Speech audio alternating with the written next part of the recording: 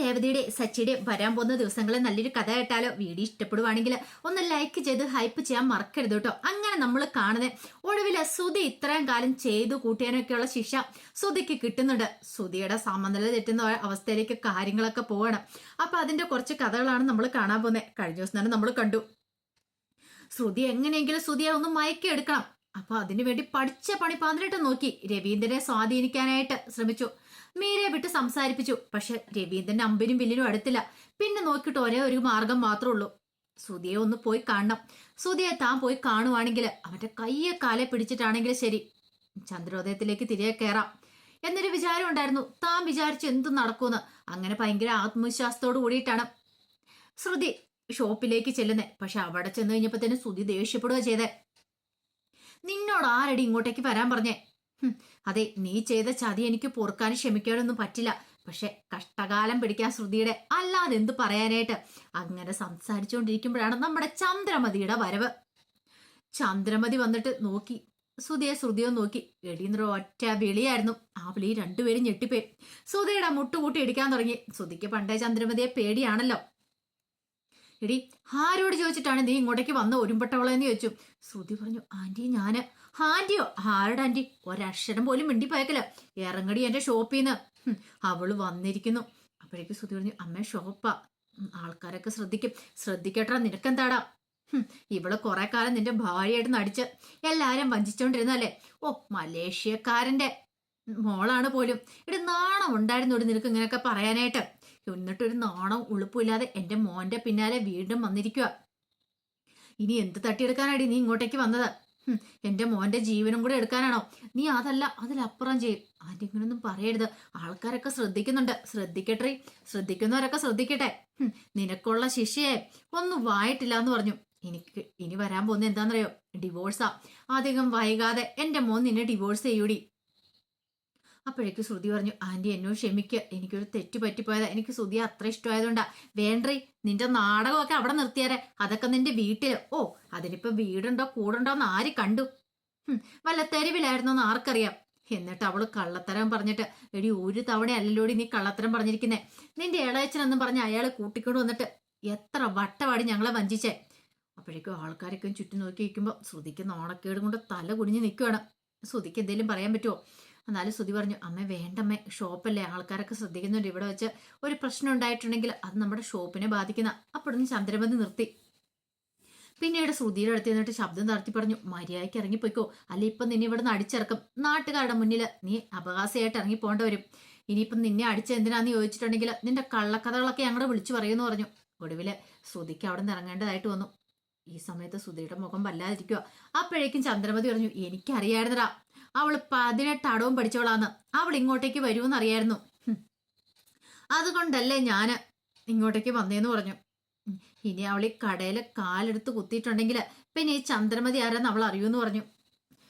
ശ്രുതി നാണം കെട്ട് ഇറങ്ങി പോകുമ്പോൾ ശ്രുതിക്ക് വല്ലാത്തൊരു ബുദ്ധിമുട്ടായിരുന്നു. ഈ സമയത്ത് ആന്റി അങ്ങോട്ടേക്ക് വരുമെന്ന് പ്രതീക്ഷിച്ചില്ല.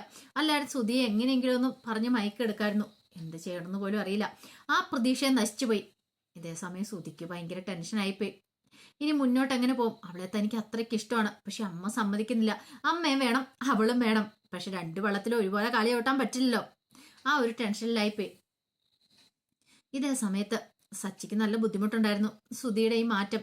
കാരണം ശ്രുതി ഫുഡ് പോലും നേരെ ചൊവ്വേ കഴിക്കണില്ല. ഒന്നല്ലേ ഒന്ന് കോൺസെൻട്രേറ്റ് ചെയ്യുന്നില്ല. വിഷമിച്ചിരിക്കുന്ന സമയത്ത് രേവതി വന്നു. രേവതി വന്ന് കഴിഞ്ഞപ്പോഴത്തേനും സച്ചി പറഞ്ഞു, എനിക്കറിയില്ല രേവതി, നമ്മൾ ചെയ്ത തെറ്റാണോ നമ്മള് ഈ പറയുന്ന വീരാനും കൂട്ടിക്കൊണ്ട് ഇങ്ങോട്ട് വന്നത്? ഒരിക്കലും തെറ്റല്ല സച്ചേട്ടാ. നമ്മൾ അങ്ങനെ ചെയ്തില്ലായിരുന്നെങ്കിലേ തെറ്റാന്നേ. കാരണം ശ്രുതിയുടെ കള്ളത്തരങ്ങളൊക്കെ നമ്മൾ അറിഞ്ഞിട്ടും അത് വീട്ടിൽ മറച്ചു വെച്ചിട്ടുണ്ടെങ്കിലും ഒന്ന് ആലോചിച്ച് നോക്കിയേ. ഈ കുടുംബത്തോട് തന്നെ നമ്മൾ ചെയ്യുന്ന ചതിയല്ലേ? ശരിയാ, പക്ഷേങ്കില് ഈ പറയുന്ന ശ്രുതിയും തമ്മിലുള്ള ജീവിതം തകർന്നില്ലേ? നമുക്ക് എന്ത് ചെയ്യാൻ പറ്റും? അതൊക്കെ ശരിയാ. പക്ഷെ അത് ശ്രുതി നേരത്തെ തീരുമാനിക്കണമായിരുന്നു. ഇങ്ങനെ ഒരു കള്ളത്തരം കാണിക്കുന്നതിന് മുമ്പ് ഒരു വട്ടോ 2 വട്ടോ ആണെങ്കിൽ കുഴപ്പമില്ല. ഒരാൾക്കൊരു അബദ്ധം പറ്റിയതാണെങ്കിൽ അറിവില്ലായ്മ കൊണ്ട് ചെയ്താണ് നമുക്ക് സഹിക്കാം. പക്ഷെ ഇത് പൂർണ്ണബോധത്തോട് കൂടിയിട്ട് ഒരു തവണയാണോ? എത്രയോ വട്ടം ഇളയച്ചനാന്ന് പറഞ്ഞുകൊണ്ട് നമ്മൾ പലവട്ടം ചോദ്യം ചെയ്തപ്പോഴും നമ്മളെ കുറ്റപ്പെടുത്തുകയോ ചെയ്തേ. എന്നിട്ട് എല്ലാരെയും വിഡ്ഢികളാക്കി. അപ്പൊ പിന്നെ ശ്രുതിയെ നമുക്ക് ന്യായീകരിക്കാൻ പറ്റില്ല. പിന്നെ ഇപ്പോഴത്തെ ഈ അവസ്ഥയൊക്കെ മാറിയിട്ട് എല്ലാം ശരിയാവും സച്ചേട്ടൻ ധൈര്യമായിട്ട് ഇരിക്കാൻ പറഞ്ഞു. പക്ഷെ സുധിയുടെ നിയന്ത്രണം വിട്ടുപോയിട്ടുണ്ടായിരുന്നു. സുധി ആകെപ്പാടെ വല്ലാത്തൊരു ബുദ്ധിമുട്ടില്ല. ഊണില്ല ഉറക്കമില്ലാത്തൊരവസ്ഥ. അങ്ങനെ സുധിക്ക് ഒന്നിലും ഒരു ശ്രദ്ധയില്ലാത്ത അവസ്ഥ വന്നു. ഒടുവില് മദ്യവെച്ച് കഴിഞ്ഞിട്ടുണ്ടെങ്കിൽ ഇച്ചിരി ആശ്വാസം കിട്ടും, ഉറങ്ങാൻ പറ്റും എന്നൊക്കെ ഒരു ചിന്ത സുധിയുടെ മനസ്സിലുണ്ടായി. അപ്പം മദ്യത്തിൽ ആശ്രയിക്കുക എന്ന് കരുതിയിട്ട് സുധി ബാറിലേക്ക് പോവാണ്. ബാറിൽ പോയിട്ട് നല്ലവണ്ണം തന്നെ അങ്ങോട്ട് ഇരുന്ന് മദ്യപിച്ചു. അതൊന്നും പതിവില്ലാത്ത കാര്യങ്ങളാണ്. അതുകൊണ്ട് പെട്ടെന്ന് തന്നെ സുധിയുടെ തലയ്ക്ക് പിടിക്കുകയും ചെയ്തു. ഈ സമയത്താണ് ആനന്ദം വിളിക്കുന്നത്. കൂട്ടുകാരൻ ആനന്ദം വിളിച്ചു. എന്നിട്ട് ചേട്ടാ സുധി നീ ഇത് എവിടെയാ? എടാ ഞാൻ ബാറില. ബാറില നീയാ? അതെ നീ ഇതെവിടെയാ? എടാ ഞാൻ നിന്റെ ഷോപ്പിൽ വന്നപ്പോ നിന്നെ കണ്ടില്ല, അതുകൊണ്ട് വിളിച്ച. എങ്കിൽ നീ ബാറിലേക്ക് വാടാന്ന് പറഞ്ഞു. വന്ന് കഴിയുമ്പോ ലക്ക് ഇട്ടിരിക്കുന്ന സുധിയെ കാണുന്നേ. എന്ത് ചെയ്യാൻ പറ്റും? സുധി പറഞ്ഞു എടാ നമുക്ക് പോവാന്ന് പറഞ്ഞു. എടാ ഈ കോലത്തിലോ? എനിക്ക് കടയിൽ പോണം. വേണ്ട വേണ്ട, നീ കടയിൽ പോയാൽ ശരിയാകത്തില്ല. ഈ കോലത്തിൽ എങ്ങനെയാടാ കടയിൽ പോയിരിക്കുന്നേ? ഒരു കാര്യം ചെയ്യാം, നിന്നെ ഞാൻ വീട്ടിൽ കൊണ്ടേ ആക്കാന്ന് പറഞ്ഞു. എടാ ബൈക്കേ ഉള്ളൂ, നീ ബൈക്കിലേക്ക് കയറണമെന്ന് പറഞ്ഞു. അതൊക്കെ ഞാൻ ഏറ്റു. അങ്ങനെ എന്ത് ചെയ്തു? ആനന്ദ് ബൈക്ക് ഓടിച്ചു. സുധിയാണെങ്കിൽ പുറയിൽ ആനന്ദിനെ കെട്ടിപ്പിടിച്ചിരിക്കുക. കുറെ ദൂരം കൂടി വന്നു കഴിഞ്ഞപ്പോഴത്തേന് ചെക്കിങ്.